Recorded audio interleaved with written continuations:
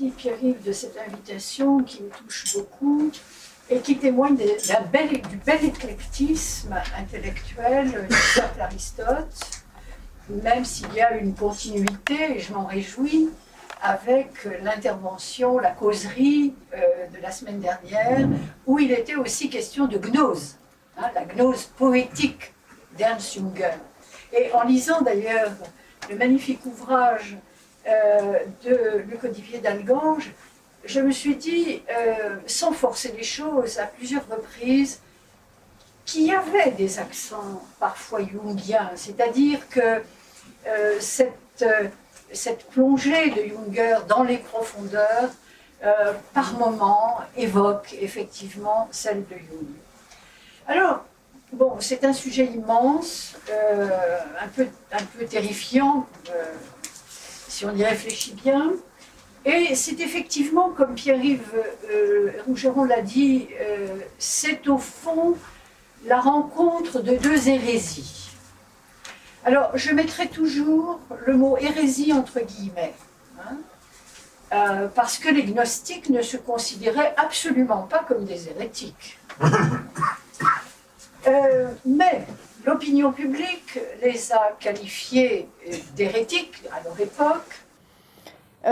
Et Jung lui-même, comme on vous le rappelait, est encore en France aujourd'hui considéré comme, alors un hérétique, en tout cas quelqu'un de dangereux. En témoigne le titre du dernier colloque, enfin d'un des derniers colloques, organisé par la grande prêtresse du mouvement freudien, est-il besoin de la nommer, dont le titre était « Comment en finir avec Jung ?» Ce qui veut bien dire que la bonne vieille logique de l'extermination a encore des beaux jours devant elle. Bon, mon propos n'est pas ici de revenir, sinon de façon très anecdotique, sur le conflit, en tout cas sur l'opposition Jung-Freud, qui n'est pas du tout, d'ailleurs, l'idée que l'on s'en fait en général, qui est beaucoup plus complexe que cela, et qui, de toute manière, ne discrédite en rien Jung, sauf si on continue à interpréter ça comme une sorte de rupture oedipienne, n'est-ce pas ? C'est-à-dire le méchant fils qui aurait eu le toupet d'abandonner son père. Bon. Alors, bref, venons-en donc aux choses sérieuses, n'est-ce pas ?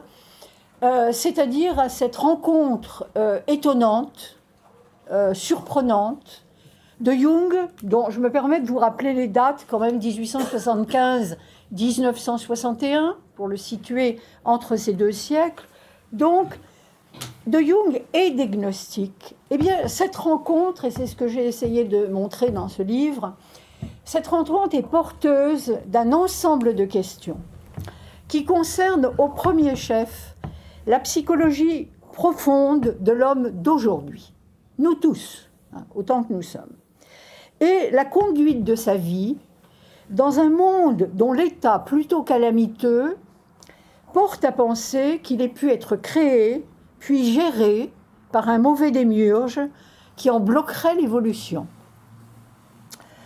Jung écrit en 1955, donc à la fin de sa vie, au père dominicain Victor White, qui était un de ses interlocuteurs favoris et avec qui il a vraiment entretenu une correspondance d'une grande profondeur. « Regardez donc le monde, lui disait-il. Toute cette maudite machine est scindée, du haut jusqu'en bas, et aussi l'homme de notre époque infernale. » Bon, ça, je pense que les gnostiques n'auraient pas dit mieux à leur époque. Mais la démarche de Jung nous invite plus encore à nous demander si l'attitude existentielle et spirituelle qui fut celle des anciens gnostiques, confrontée à la fois au monde païen, alors je mets païen aussi avec des guillemets, au monde païen finissant, parce que c'est quand même pas rien le monde païen, et au pouvoir grandissant du christianisme, si donc cette attitude spirituelle et existentielle n'a pas quelque chose de fondamental à nous dire sur la situation, elle aussi transitoire, qui est la nôtre, dans un climat de décadence, en bien des points comparables à celui qui régnait au début de l'ère chrétienne. Ça, c'est un parallèle que Jung a très souvent fait, n'est-ce pas ? et à nous dire aussi sur l'esprit d'insoumission qui devrait nous animer chaque fois qu'il y va de notre intégrité psychique et spirituelle et du sens de notre destinée individuelle et collective. Les gnostiques sont fondamentalement des insoumis, et pas des rebelles de salon. Marguerite Yourcenar, qui ne cachait pas sa sympathie pour les gnostiques, écrivait en 1971 à Jacques Lacarrière, auteur d'un très beau livre, « Aux sombres lueurs de ce que nous savons et vivons, la pensée gnostique a bien complètement cessé d'être pour nous je ne sais quelle fumeuse impasse. Elle redevient un Tao, une voix. » Ni Simone Veil, qui affichait sa sympathie pour les cathares, ni Antonin Artaud, qui m'est cher, vous le savez, ne s'y sont non plus trompés, qui virent chez les gnostiques et autres cathares des frères d'armes et d'authentiques rebelles, moins intolérants que leurs détracteurs chrétiens. Le récent ouvrage de Pacôme Thielman, je ne sais si vous le connaissez, La victoire des 100 rois, qui est sorti en 2017, fait en ce sens figure de manifeste en faveur d'une révolution gnostique encore à venir. Jung n'est donc pas le seul penseur du XXe siècle à avoir reconsidéré la portée religieuse, métaphysique et même politique des gnoses antiques. Pensons à Hans Jonas et à l'interprétation existentielle de la gnose qu'il a brillamment développée dans le sillage de Martin Heidegger, lui-même qualifié de génial gnostique par Éric Veugelin, à qui l'on doit plusieurs ouvrages sur la dimension métapolitique de la pensée gnostique, présente aussi bien chez Hegel que chez Marx. Souvenons-nous également des manifestes de Raymond Abellio en faveur d'une nouvelle gnose opposée au mysticisme dont il se voulait l'instigateur. Pensons aux analyses de Hans Blumenberg, quant à lui hostile à toute rechute gnostique, disait-il, qui compromettrait les acquis de la modernité. Et n'oublions pas non plus, accessoirement, l'utopie scientifique développée par Raymond Ruyère dans la glose de Princeton, qui a eu son heure de gloire. S'il est à mon sens abusif de parler de renouveau gnostique, il est certain que la notion de gnose renvoie de nos jours aussi bien à une vision du monde et à un type de sensibilité dont témoigne par exemple excellemment l'œuvre d'Émile Cioran, le mauvais démiurge, l'inconvénient d'être né, etc. C'est de la gnose, c'est de la pure gnose. Qui renvoie aussi bien à une vision du monde, un type de sensibilité, qu'à une mutation, et c'est ce sur quoi je vais insister surtout, une mutation intellectuelle et spirituelle qui est susceptible de survenir au sein même de la connaissance, une mutation de la connaissance. Junger en est un exemple, n'est-ce pas? Et qui redonne à ce moment-là à la connaissance orientation et sens.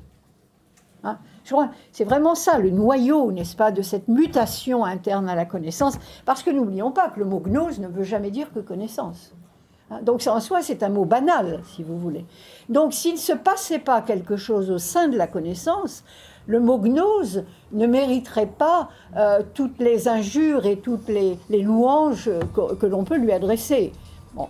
Alors, Jung, lui, a abordé la gnose en explorateur de l'inconscient humain et non en philosophe, en métaphysicien ou en théologien.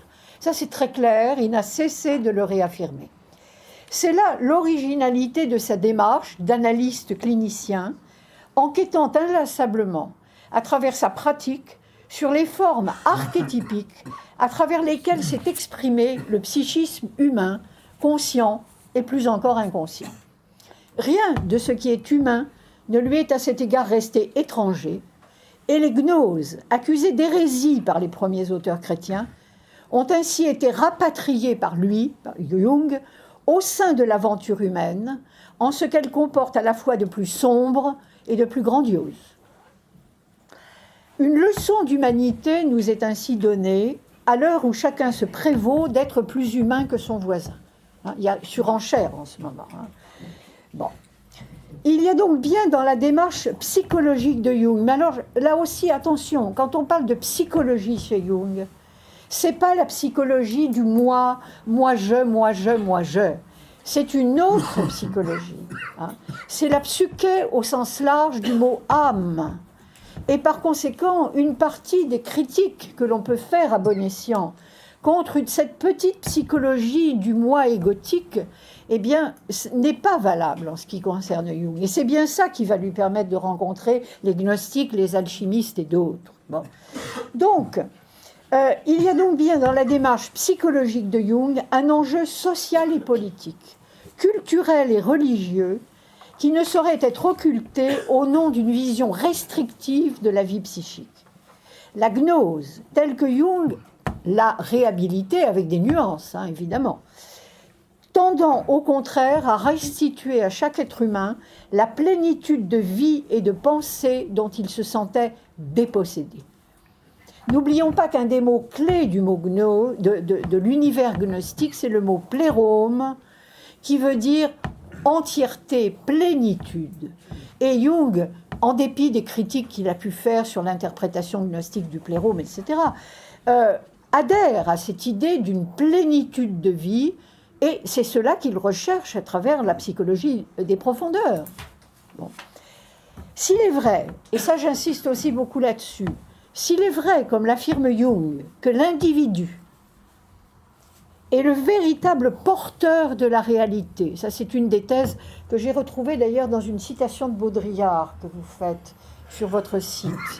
Ça ne m'étonne pas de Baudrillard d'ailleurs, qui était un ami très cher et quelqu'un qui avait cette lucidité extraordinaire des grands esprits. Que, donc, s'il est vrai que l'individu est le véritable porteur de la réalité, et donc le vrai moteur des changements sociaux profonds et durables, et si l'esprit de la gnose a bel et bien inspiré la psychologie des profondeurs, alors tous les individus en quête de leur vrai soi sont appelés à se sentir plus ou moins gnostiques. La publication du Livre rouge, donc de Jung en 2011 en France, invite à cet égard à une relecture globale des écrits de ce grand médecin de l'âme que fut Jung et devrait permettre de réévaluer la place qui occupe la gnose, dont on connaît moins l'impact sur sa pensée que celle de l'alchimie, à laquelle il a consacré plusieurs livres, parmi lesquels Psychologie et Alchimie. Sur la gnose, par contre, Jung n'a écrit aucun ouvrage spécifique, à part peut-être Aion avec des nuances. Et ce qu'il en dit est réparti dans l'ensemble de son œuvre, qui est immense. Si j'insiste d'emblée sur l'importance du Livre rouge, ce n'est pas seulement parce qu'il contient les fameux 7 sermons aux morts, auxquels on a tendance à ramener et parfois même réduire l'intérêt de Jung pour les gnoses antiques, du fait que ces sermons sont attribués au gnostique Basilide, qui vécut au IIe siècle après Jésus-Christ à Alexandrie. C'est surtout parce que le Livre rouge fut rédigé et illustré pendant une quinzaine d'années, à partir des expériences visionnaires faites par Jung dans la période cruciale de sa vie, entre 1913 et 1916 à peu près, qu'il a nommé « confrontation avec l'inconscient », et parce que ce livre constitue, de ce fait, le chaînon jusqu'alors manquant entre ses recherches sur les mythologies qui ont été effectuées entre 1906 et 12 environ, c'est-à-dire exactement à l'époque de sa correspondance avec Freud, et ses travaux ultérieurs sur l'alchimie, qui débutèrent vers 1929, sous l'impulsion du sinologue Richard Wilhelm, qui lui donna à lire un traité d'alchimie taoïste, Le secret de la fleur d'or, le mystère de la fleur d'or, sur quoi Jung écrivit d'ailleurs un long commentaire ensuite. Alors, quel qu'ait donc été son intérêt durable pour l'alchimie, Jung n'a jamais abandonné pour autant, et ça aussi c'est une vérité à reconstituer, il n'a jamais abandonné pour autant l'étude des gnoses antiques, dont l'accès lui fut facilité par les travaux de Gilles Quispel, historien de l'Église primitive dont il était très proche. Le nombre de ses lectures sur la gnose est en tout cas impressionnant. Tous les écrits des hérésiologues chrétiens, bien sûr, à commencer avec une préférence marquée pour Hippolyte de Rome, auquel il se réfère souvent, mais aussi les travaux savants sur les origines de la gnose et l'histoire du gnosticisme, qui étaient nombreux à l'époque et en plein développement, et les rares textes gnostiques authentiques alors disponibles, comme le Codex Brucianus. Si la gnose entière... Alors, je n'entre pas ce soir dans le débat concernant les textes de Nag Hammadi. Je résume. Les textes de Nag Hammadi, la bibliothèque gnostique de Nag Hammadi, a été découverte en 1945, traduite très lentement dans les 2-3 décennies suivantes, et donc Jung ne pouvait pas en avoir connaissance. Il a eu connaissance de quelques textes seulement. Bon, cela dit, dans mon ouvrage, j'ai tout de même utilisé cette bibliothèque parce que certains textes sont tellement extraordinaires et corroborent tellement les thèses de Jung que je ne pouvais pas me priver d'abord du plaisir personnel de les citer et d'autre part aussi de leur rapport à la compréhension de la pensée de Jung. Mais je reconnais qu'au niveau méthodologique, ça peut se discuter. Bon. Alors, si la gnose fut bien, comme Jung le dit, une passion de la pensée et de la connaissance, il en fut toute sa vie possédé. Écrivant en 1948 au père White, à nouveau, « Ces derniers temps, c'est la gnose qui m'a de nouveau touché avec toute l'intensité de la vie. J'étais profondément plongé dans la question de savoir comment la figure du Christ a été reçue par la philosophie hellénistique de la nature et donc aussi par l'alchimie. » Donc c'est vraiment ce qui le préoccupe au premier chef, c'est cette confrontation, n'est-ce pas, qu'il appellera d'ailleurs un phénomène de réception. Et c'est vrai que quand on se plonge dans la littérature de cette époque, on se rend compte que la confrontation a dû être terrible, grandiose en même temps, n'est-ce pas, et que de ce point de vue-là, il faut quand même bien dire que la lecture des apocryphes chrétiens est tout à fait nécessaire pour se rendre compte de l'ampleur de ce phénomène et du fait qu'il y avait effectivement à l'époque un ennemi à abattre, c'était la gnose, c'était les gnostiques, mais que l'ennemi était beaucoup plus coriace qu'on ne pouvait imaginer, qu'on ne pourrait l'imaginer aujourd'hui. La contribution de Jung à une réflexion pluridisciplinaire sur la gnose fut d'ailleurs en son temps reconnue par les milieux savants, ce qui n'est plus le cas aujourd'hui, au point qu'il se vit offrir en 1953 le premier des codex découverts en 1945 à Nag Hammadi, auquel son nom fut d'ailleurs associé. On le nomme le Codex Jung. Et il fut ensuite restitué au musée copte du Caire.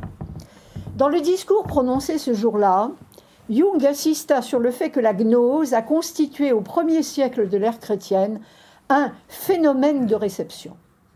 Autant dire une activation de l'inconscient collectif réagissant au moyen d'images archétypiques à l'émergence de la figure du Christ dans la psyché de l'homme antique, jusqu'alors païen.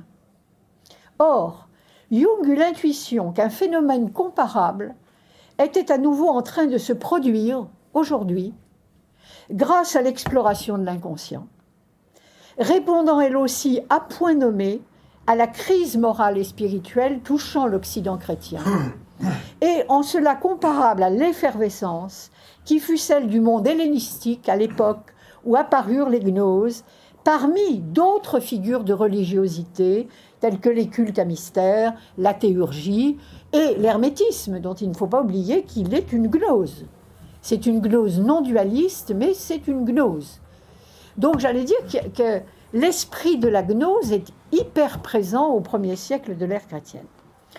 L'intérêt porté par Jung à la pensée gnostique est en fait très ancien, beaucoup plus ancien qu'on ne le dit en général, puisqu'en 1911 déjà, il faisait part à Freud d'une intuition dont ses recherches ultérieures allaient lui permettre de vérifier la pertinence. « Nous sommes, écrit-il à Freud, effectivement, grâce à vos découvertes, placez, petite flatterie de passage, parce que en l'occurrence c'est plutôt les siennes, placez devant quelque chose de très grandiose que je ne pourrais pour l'instant désigner autrement que du concept gnostique de Sophia, terme alexandrin qui se prête particulièrement bien à la réincarnation de la sagesse antique dans la psychanalyse. Tout à fait autre chose. Ce n'est pas des histoires de libido infantile. Bon. C'est ce programme ambitieux et novateur que Jung allait se donner pour tâche de réaliser, quitte à devoir pour cela rompre ses relations avec Freud, afin de trouver une voie d'accès nouvelle à la vérité très ancienne contenue dans la notion de gnosis, à quoi les mouvements gnostiques ont donné une signification bien particulière, celle d'une connaissance salvatrice d'ordre illuminatif, révélant à qui la reçoit, d'où il vient et qui il est véritablement. C'est-à-dire un enfant du plérôme, une étincelle de lumière tombée dans la matière. Conscient de, ce qui est un thème orphique d'ailleurs aussi. Conscient de cette spécificité, Jung a pressenti que les écrits gnostiques sont des documents exceptionnels qui parlent à mots plus ou moins couverts d'une aspiration fondamentale de l'être humain, devenir authentiquement soi, c'est-à-dire sortir de la gangue égotique, casser ça, bon. Dont il retrouvait la présence dans les rêves de ses patients.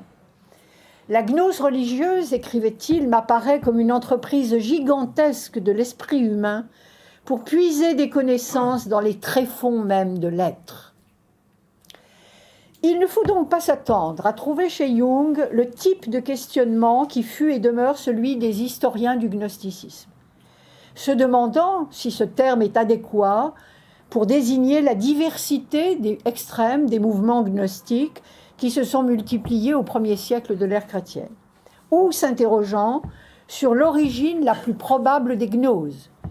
Est-ce qu'elle venait d'Iran, d'Égypte, de Syrie ou de Judée ? Ces diverses hypothèses ont été envisagées.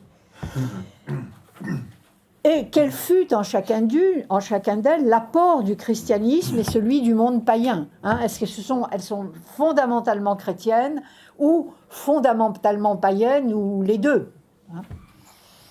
Bon, ce qui ne simplifie pas évidemment l'interprétation.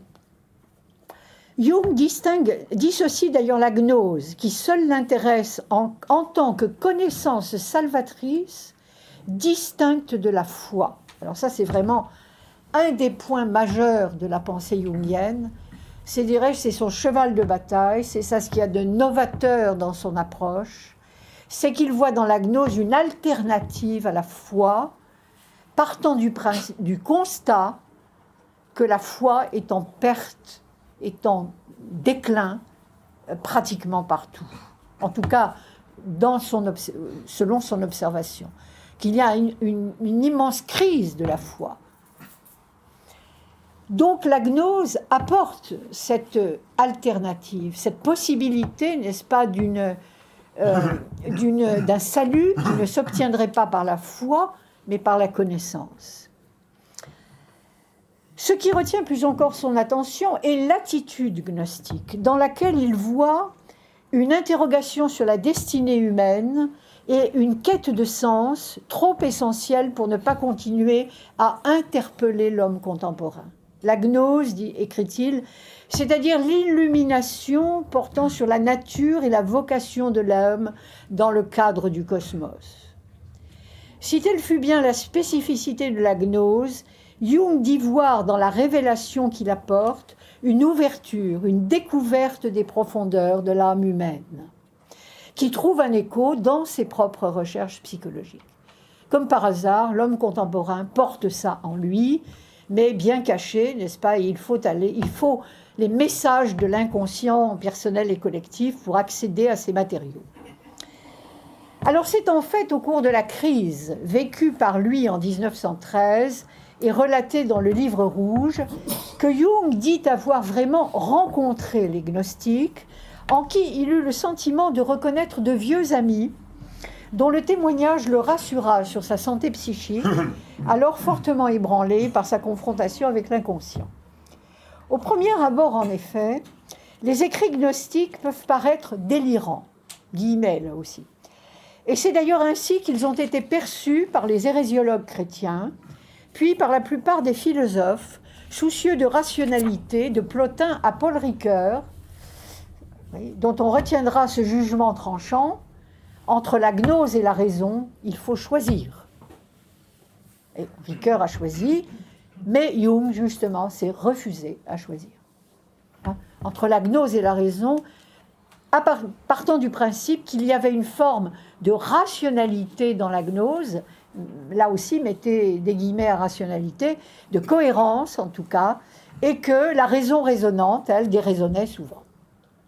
Donc ce choix, Jung n'a pas voulu le faire, et pour la raison que les récits gnostiques ne pouvaient que l'intéresser, dans la mesure où ils font une part belle, ils font la part belle au mythe et à l'imagination créatrice. Donc cela ne pouvait que retenir son attention, et il écrit ceci: au niveau psychologique, les singulières productions de l'esprit gnostique demandent à être comprises exactement de la même manière que les délires psychotiques. Ce sont les dominantes archétypiques de l'inconscient collectif qui constituent la source psychique des idées gnostiques. Alors, Jung ne dit pas que les gnostiques sont des délires psychotiques, qu'il conviendrait de soigner. Il affirme par contre que devant des productions aussi singulières de l'esprit humain, le médecin de l'âme doit chercher à comprendre ce qui s'y joue, en adoptant pour ce faire la méthode phénoménologique, capable d'en décrire les manifestations les plus étranges, sans préjugés intellectuels ou religieux, afin d'en restituer la signification profonde. À savoir, quelles revendications les gnostiques voulaient-ils faire entendre quant à la place de l'homme dans le monde et à sa destinée spirituelle. Une telle méthode, dont l'usage était dans l'air du temps, je vous le rappelle depuis qu'elle a été découverte et mise en œuvre par Husserl au début du XXe siècle, fut d'ailleurs adoptée par l'historien de la gnose Henri-Charles Puech, tout aussi sensible que Jung à l'atmosphère subjective des récits gnostiques et au paysage affectif qu'ils permettent de découvrir. Alors, si cette confrontation avec l'inconscient, vécue avec d'une rare intensité par Jung, fut si déterminante dans sa compréhension de la gnose, c'est pour une autre raison encore, tenant cette fois-ci à ce qu'il nommera plus tard la crise du midi de la vie.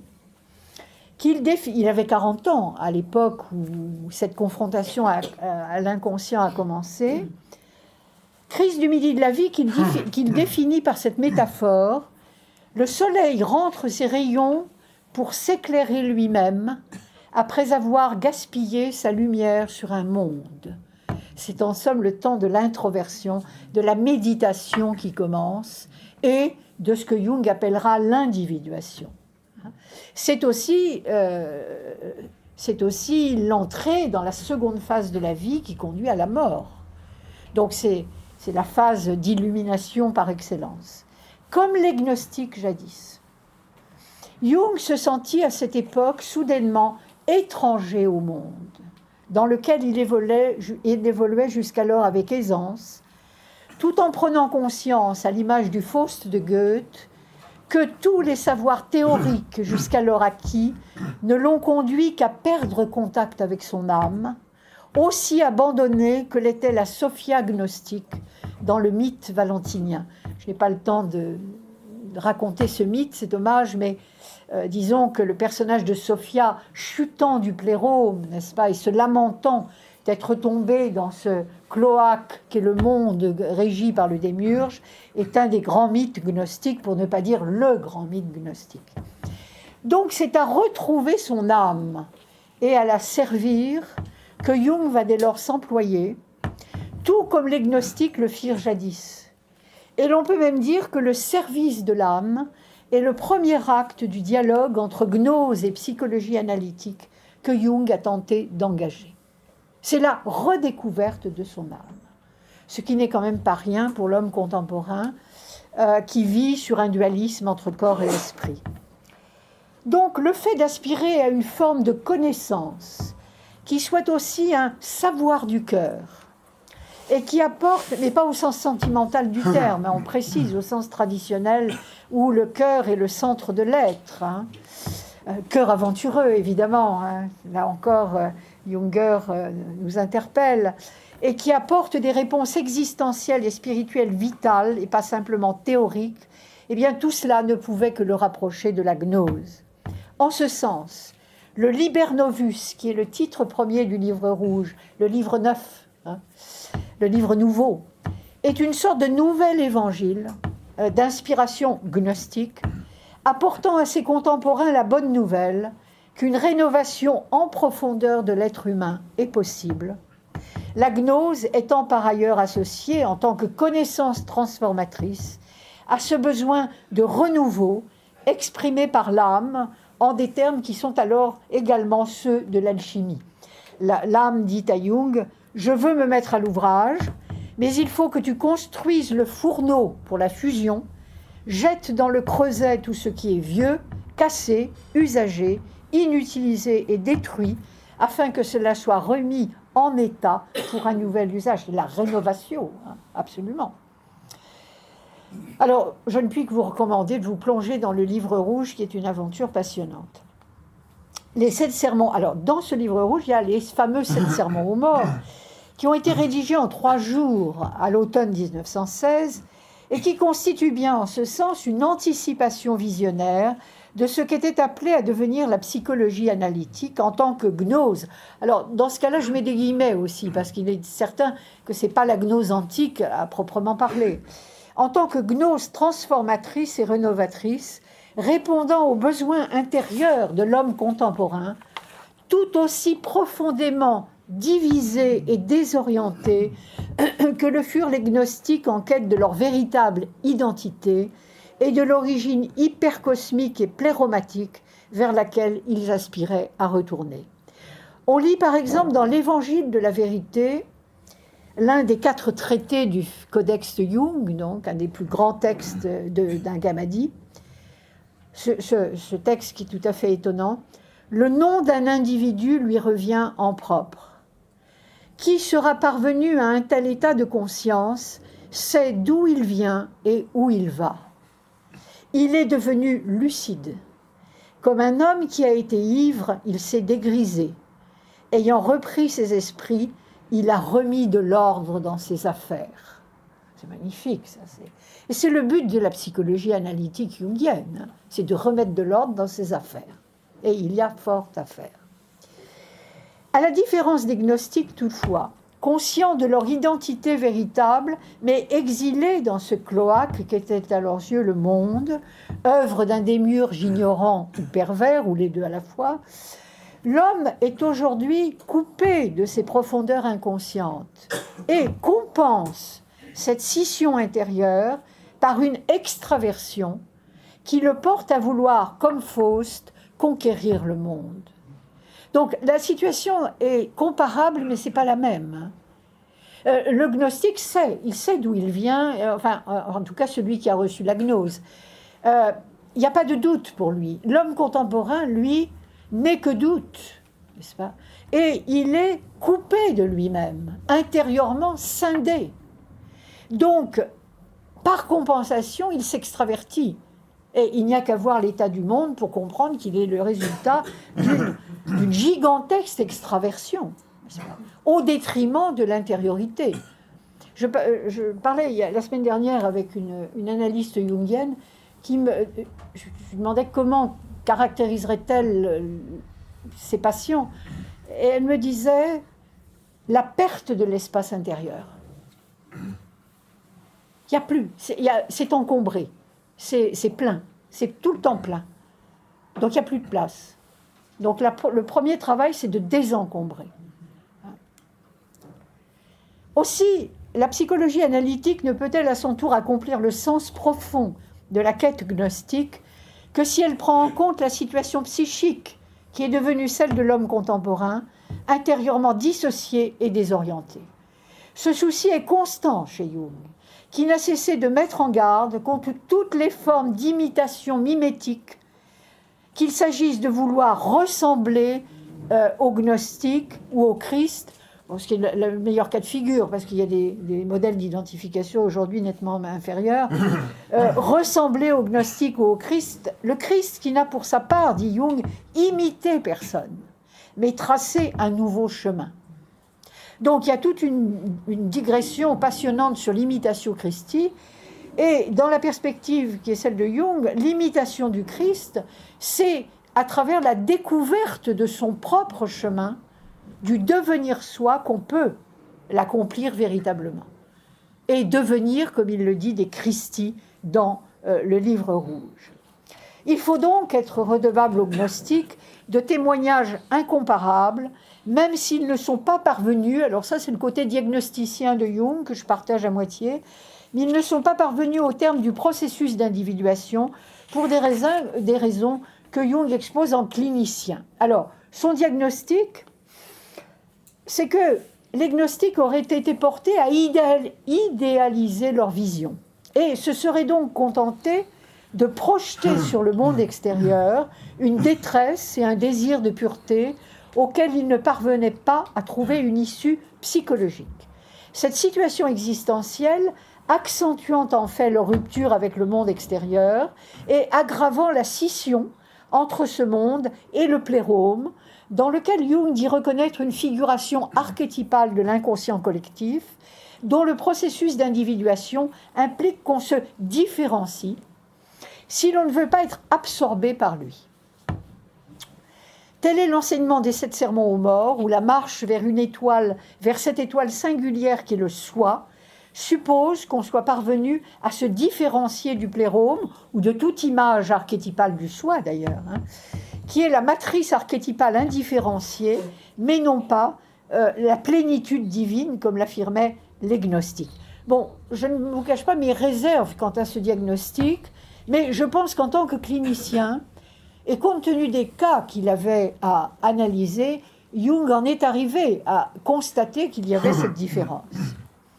Alors, je passe sur certaines, peut-être pour laisser plus de place à la discussion, je passe sur certaines, peut-être certains aspects comparatifs qui seraient peut-être un peu longs.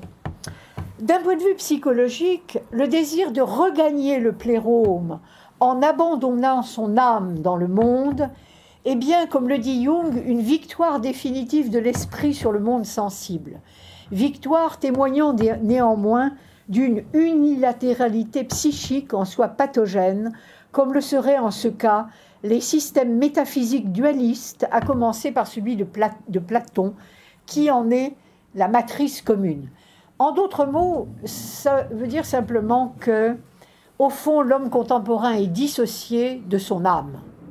Son âme étant incarnée dans la psychologie jungienne par l'anima chez l'homme et l'animus chez la femme, qui sont les figures inconscientes de l'éros masculin ou féminin dans l'un et l'autre cas. Donc cette dissociation pousse soit à abandonner son âme à son triste sort et donc vivre la dissociation, l'intellectualisation, qui est la grande catastrophe aussi du monde moderne, soit à s'identifier à des figures archétypales, idéalisées, si vous voulez, mais non pas à réaliser justement cette intégration de l'inconscient par le conscient. Donc, d'après Jung, les gnostiques auraient donc bien entrevu l'archétype du soi à travers l'image du plérôme, mais en abandonnant à son triste sort l'âme qui aurait pu les y conduire, parce que l'âme c'est la médiatrice, tous les grands poètes l'ont su ça, eh bien, en abandonnant leur âme à son triste sort en ce monde où elle gémit et se lamente comme la Sophia gnostique, eh bien, ils se seraient en fait identifiés à cette plénitude au prix d'une inflation psychique fatale à leur individuation effective. Alors, Sans doute peut-on regretter que l'approche phénoménologique de Jung accouche de ce type de diagnostic, mais encore une fois, qui est compréhensible par rapport à son travail d'analyste, moins compréhensible, à mon avis, au regard des textes gnostiques. Parce que rien ne permet de prouver, de dire, d'affirmer que ça a été bien ce qu'ils ont vécu. Alors, ce qu'on peut dire, c'est que Jung espérait que cette approche psychologique permette de mieux comprendre la portée réelle des grands mythes gnostiques qui paraissent si obscurs. Donc la psychologie éclaire ces mythes, tandis que ces mythes et images archétypiques ressurgis du passé permettraient à leur tour de découvrir le sens des productions inconscientes de l'homme d'aujourd'hui.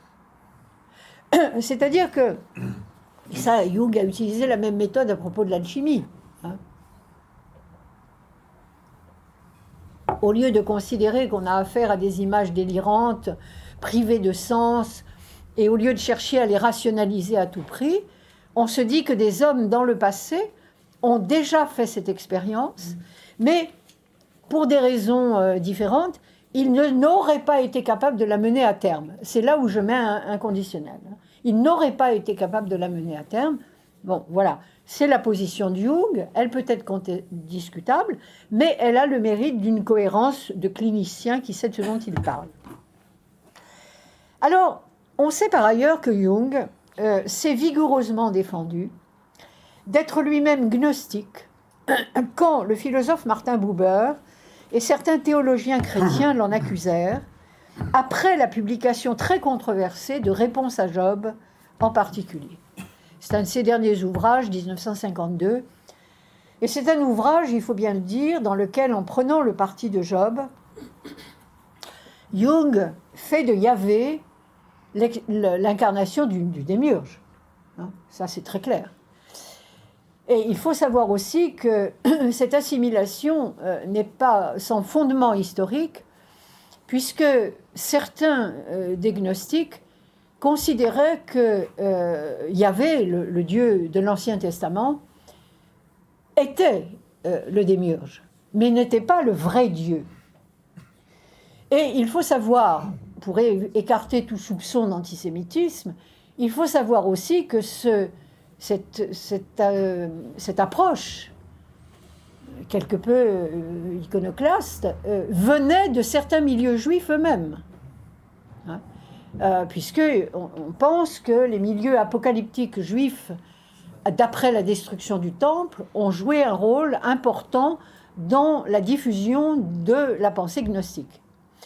Donc Jung, au fond, est assez fidèle à certaines sources anciennes en disant ça. Toujours est-il que cet ouvrage a fait scandale dans les milieux théologiques. Alors, en protestant comme il le fit contre cette accusation qui jetait le doute sur sa rigueur scientifique, surtout. Parce que s'il est gnostique, comme d'autres sont chrétiens ou bouddhistes, ça veut dire qu'en tant qu'homme de science, c'est sa foi gnostique, ce qui est une aberration dans les termes, mais enfin, ça a été interprété comme ça. Donc, Jung confirmait sa volonté de dissocier le gnosticisme de la gnose en tant que connaissance libératrice, qu'il associe pour sa part à l'éveil de la conscience, au contact des profondeurs inconscientes, et qui joue donc à ce titre un rôle décisif au cours du processus d'individuation, dont les gnostiques auraient été les précurseurs, sans le savoir vraiment, et sans y parvenir pleinement. Alors, je rappelle qu'individuation, donc, qui est un mot-clé chez Jung, l'individuation résulte non seulement de l'intégration des contenus inconscients, et en particulier des contenus archétypiques, mais c'est aussi à ce titre un processus personnel de conscientisation qui permet à l'individu de devenir soi. Et donc, et c'est là où ces analyses ont une portée sociale et politique, et donc de résister aux phénomènes de masse qui menacent plus que jamais nos sociétés. Au fond, la thèse majeure de Jung, c'est celle-là, et on la retient très peu souvent, c'est qu'il n'y a que les êtres individués qui peuvent résister à la poussée inexorable de ces phénomènes de masse, et avec tout ce qu'ils entraînent, et que l'on ne connaît que trop. Bon. Donc, ça me paraît être, et à ce titre, dans la mesure où les gnostiques auraient anticipé, en quelque sorte, ce processus d'individuation, eh bien, c'est dans leur lignée, au fond, que se situe l'homme individué. L'homme individué qui a réalisé ce soi, enfin ce que Jung nomme le soi, et qui est évidemment qui n'a rien à voir avec l'ego. Or, donc, si les gnostiques furent considérés comme des hérétiques parmi les premiers auteurs chrétiens, c'est entre autres raisons, parce qu'ils assumaient ce choix de vie personnel. Et je vous rappelle que c'est le sens premier du mot hérésie qui a été souligné par Tertullien, mais ce choix de vie personnelle, au lieu de s'en remettre à la tradition. Ça, c'est vraiment le grand débat. Ce qui ne veut pas dire que par ce choix de vie personnelle, il ne rejoignait pas l'esprit de la tradition, mais il ne s'en remettait pas à la tradition. Et là, on voit vraiment, je suis désolée, mais un enjeu de pouvoir qui se dessine, n'est-ce pas? La tradition en tant que pouvoir aussi. Pas la tradition simplement en tant que porteuse de cette vérité archétypique du devenir soi. Il y a aussi un aspect de la tradition en tant que pouvoir. Et Tertullien, là, rappelle, n'est-ce pas, que si on s'écarte de ce chemin-là, c'est la perdition. Alors, le vent de liberté qui soufflait parmi les gnostiques n'était pas pour déplaire à Jung, considérant néanmoins que leur échec psychologique tient au fait qu'ils seraient restés des théologiens, des métaphysiciens, hypostasiant leur vision au détriment de l'expérience immédiate. Parce que c'est ça qui le frappe et qui l'intéresse. Cette expérience immédiate qui disparaît sous des élaborations mythologiques compliquées et obscures qu'ils en ont proposées. Il est vrai que si vous lisez la Pistis Sophia, vous vous dites, vous posez la question quand même. Vous dites, est-ce que ces gens-là sont censés? Bon, il faut vraiment une familiarité avec cette mythologie pour en voir le sens. Donc, ce qu'on peut dire à ce sujet n'est pas forcément totalement erroné. Donc, convaincu d'être pour sa part un homme de science et un empiriste rigoureux, Jung ne pouvait dès lors que rejeter l'appellation de gnostique qui faisait de lui le philosophe, le théologien qu'il n'était pas. Cette suspicion le poursuivit néanmoins jusque dans les propos récents de Michel Tardieu, grand spécialiste des gnoses, écrivant de Jung qu'il, je cite, se croyait un gnostique inspiré et écrivit une révélation à la manière de Basilide. Il s'agit bien sûr des 7 sermons aux morts, objet du litige avec les théologiens catholiques et protestants, d'ailleurs les deux, qui l'accusent de faire l'apologie de la gnose et de promouvoir ainsi l'athéisme et le nihilisme. Gnose, athéisme, nihilisme, du seul fait que les gnostiques n'étaient pas au sens classique des croyants. Il se trouve alors simplement que la numinosité, c'est un mot emprunté à Rudolf Otto, le numen, n'est-ce pas, c'est le rayonnement du divin dans son ambiguïté. Donc la luminosité des faits psychiques observés par Jung et le potentiel de transformation dont il se révèle porteur tendent à transformer en gnostique quiconque les observe ou les vit avec autant d'attention et de respect que Jung, qui leur accorda crédit quant à ce qu'ils signifient et privilégia à travers eux un savoir plus proche d'une gnose que de la croyance. Je suis, écrit-il, convaincu de ce que je sais, ne cessa-t-il de répéter à qui l'interrogeait afin de savoir s'il croyait ou non en Dieu. Quand Jung affirme dans une interview à la BBC n'avoir plus besoin de croire puisqu'il sait que Dieu existe, c'est à travers son contact personnel avec le lumineux qu'il pense avoir écrit ce savoir, acquis ce savoir, qui fait de lui un gnostique, mais au sens simplement de celui qui a fait l'expérience même du lumineux, et qui, à ce titre, effectivement, n'est pas un croyant. Alors, c'est évidemment une question majeure, ça, hein. La gnose contre la foi, ou en tout cas à côté de la foi, indépendamment de la foi. Mais non pas contre la foi au sens où elle serait le vecteur de l'athéisme et du nihilisme. Au contraire, parce que Jung considère que dans l'époque actuelle, qui est une époque de crise de la foi, il s'agit à tout prix de retrouver le contact avec le lumineux. Et ce contact, il considère qu'on ne peut le rétablir que par la psychologie analytique ou bien par la création artistique, à laquelle il a toujours fait une place. La création artistique est aussi un vecteur. Donc ça, c'est vraiment le nœud du débat, n'est-ce pas? Et ça reste un débat très contemporain et très actuel. À l'époque, justement, où le fait que tant de gens se détournent des religions monothéistes pour aller vers des pratiques spirituelles, c'est pas simplement une mode, c'est aussi le signe de ce que Jung a parfaitement constaté, c'est-à-dire le besoin de l'expérience directe du lumineux et l'incapacité à trouver le vecteur, à trouver le moyen. Donc, j'en termine.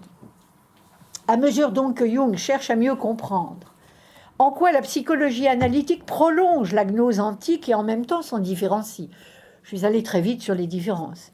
Il lui semble de plus en plus évident que le vieux débat entre monde païen et chrétien, entamé au 1er siècle de l'ère chrétienne où apparurent les gnoses, est loin d'être clos et engage même la survie de toute religion et plus particulièrement du christianisme.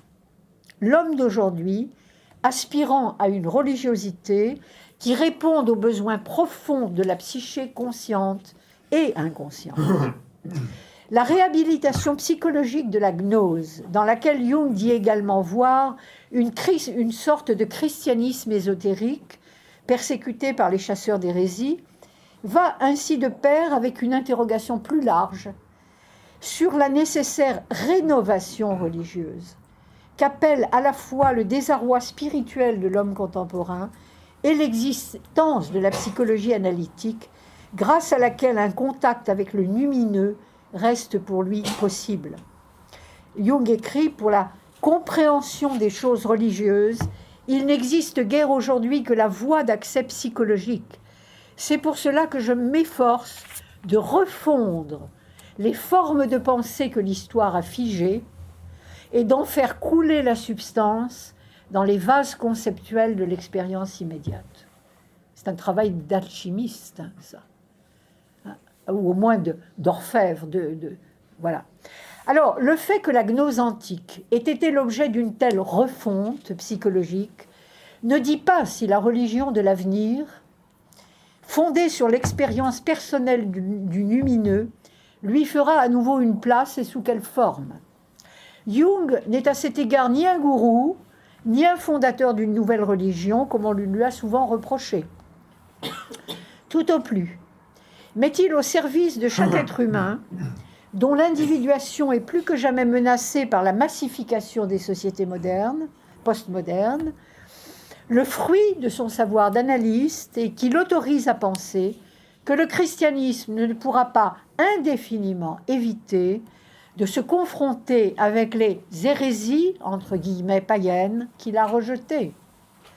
Chacune d'elles témoignant d'un type d'expérience trop profondément enraciné dans l'âme humaine pour qu'on puisse l'ignorer, sans priver la psyché de sa complétude et de sa plénitude. La religion, écrit Jung, est le fruit et le point culminant de la totalité de la vie, d'une vie qui contient les deux faces. La religion, au fond, est pléromatique, ou elle n'est pas. Alors, on ne peut en ce sens exclure, et j'en termine, qu'une nouvelle gnose, entre guillemets, réponde un jour, plus ou moins proche, aux besoins de l'humanité, parvenue à une forme de maturité spirituelle qui la dissuaderait de simplement croire, ce qui ne veut pas dire que la foi n'a pas sa noblesse, hein, simplement on vit une crise de la foi, voilà. Ou de s'en remettre aveuglement à un savoir scientifique privé de toute orientation quant au sens à donner à son existence. Il est bien entendu que la gnose n'est pas une réhabilitation masquée de la connaissance scientifique. Ça n'a rien à voir. Hein. À l'heure, alors je me permets cette conclusion personnelle, à l'heure où l'Église catholique, me semble, osciller entre conservatisme et inclination pour des pratiques sociales coupées de toute eschatologie, je me permets de vous renvoyer au livre de Giorgio Agamben, Le mystère du mal, Benoît XVI et la fin des temps. La gnose reste aujourd'hui encore une pierre d'achoppement pour croyants et athées, porteuse qu'elle est d'un paradoxe spirituel et créateur qu'il faut, me semble-t-il, savoir gré à Jung d'avoir remise à l'ordre du jour. Voilà. Merci beaucoup.